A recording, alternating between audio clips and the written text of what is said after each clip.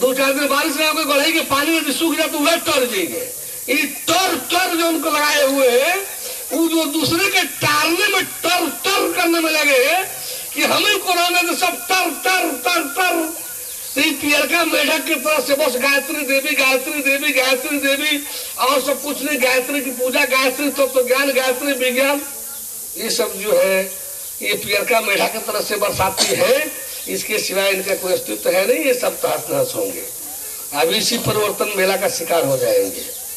बोले प्रभु परमेश्वर की। तो हम लोगों को हमारा क्या करना है? केवल एक ही बात है कि कुछ भी कीजिए थोड़ा जान समझ कर कीजिए। इस समय आसुरी सारी चीज, सारी आसुरता भी भूमंडल पर है और सारा दैवत्व भी भूमंडल पर है। इस समय असुरता भी, यदि असुरता धरती पर है तो सारी असुरता जो है धरती पर उतर आई है, फैली हुई है। तो उसी तरह से सारे देवता भी धरती पर बिखर रहे हैं, सब देवता भी धरती पर आए हुए हैं। जब परम प्रभु भूमंडल पर अवतरित होता है तो सारे देवी देवता अपना देव लोग छोड़ करके और सारे भूमंडल पर उसके देख रेख सेवा सहयोग के लिए विचरण करने लगते हैं। कोई बानर के रूप में, तो कोई भालू के रूप में, तो कोई पक्षी के रूप में, तो कोई गिद्ध के रूप में, तो कोई कौवा के रूप में, तो कोई किसी रूप में, कोई किसी रूप में आकर के जहाँ जिसकी जैसे जरूरत पड़ती है वहां वो वैसा रूप लेकर के सहायता सेवा सहयोग करता है। तो यह परम प्रभु के अवतार बेला का समय है। एक तरफ असुरता भी अपने चरम बिंदु पर है तो दूसरे तरफ दैवत्व भी इसमें उपस्थित है।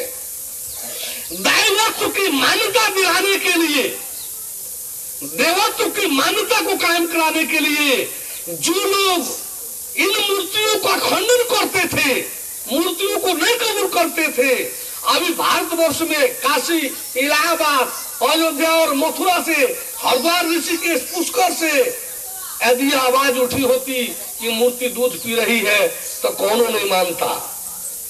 लेकिन इस समय आवाज आ रही है वाशिंगटन से कि गणेश जी की मूर्ति दूध पी रही है। तब तक इधर से आवाज आ रही है ढाका से कि गणेश जी की मूर्ति दूध पी रही है।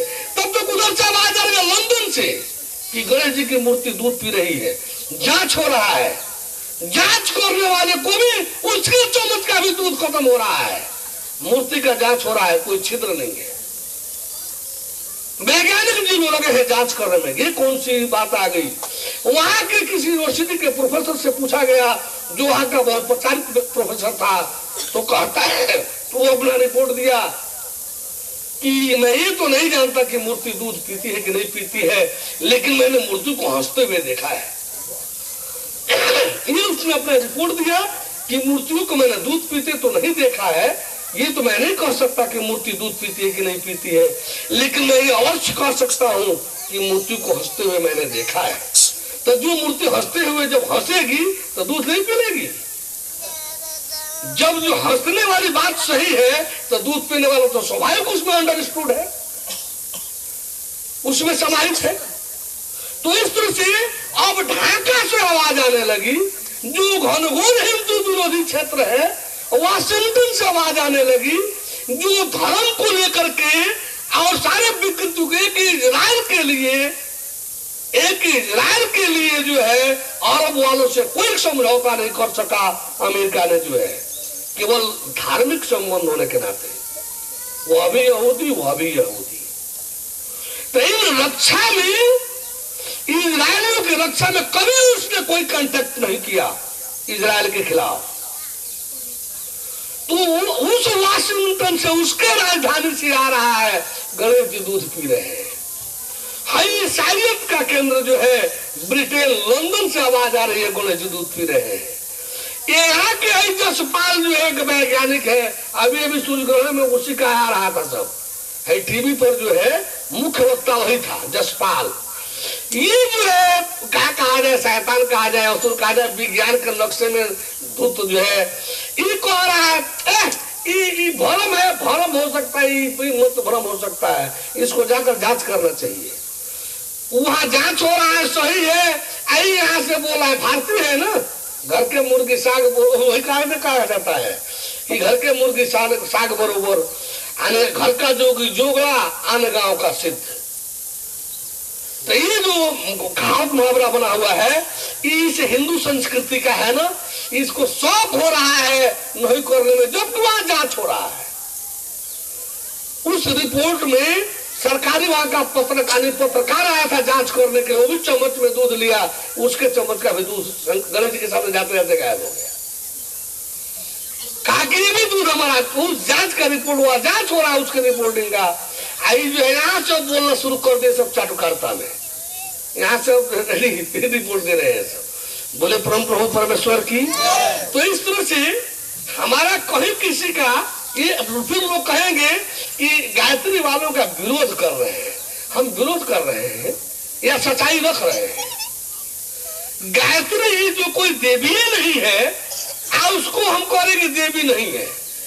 मंत्र देव का है, देव मंत्र है, मंत्र का अविष्ट देव है, ब्रह्म है, ओम है। तो ओम मंत्र है, देव मंत्र है, ब्रह्म मंत्र है। हम मंत्र की कहा निंदा शिकायत कर रहे हैं? मंत्र अपने आप में सही है, मंत्र है। हमारा तो ये मतलब है कि मंत्र का अभिष्ट देवी नहीं है, देव है। मंत्र स्त्री प्रधान नहीं है, ये पुल्लिंग प्रधान है। स्त्रीलिंग प्रधान नहीं है, पुल्लिंग प्रधान है। ये मंत्र देव प्रधान है। स्पष्टतः शब्द देवस्य है। यह भी नहीं कहा जा सकता है कि ज्योतिर्मय देव न स्त्रीलिंग होता है न पुल्लिंग होता है। उभयलिंगी शब्दों की कमी नहीं है संस्कृत भाषा में। उभयलिंग कॉमन जेंडर का शब्द प्रयोग करने में कमी नहीं है। संस्कृत भाषा जो है दुनिया के सबसे समृद्ध भाषाओं में से भाषा है। संस्कृत भाषा दुनिया के सबसे समृद्ध भाषाओं में से भाषा है। ऐसी बात नहीं है कि संस्कृत में इसके लिए कोई शब्द नहीं हो उभयलिंग प्रयोग करने के लिए।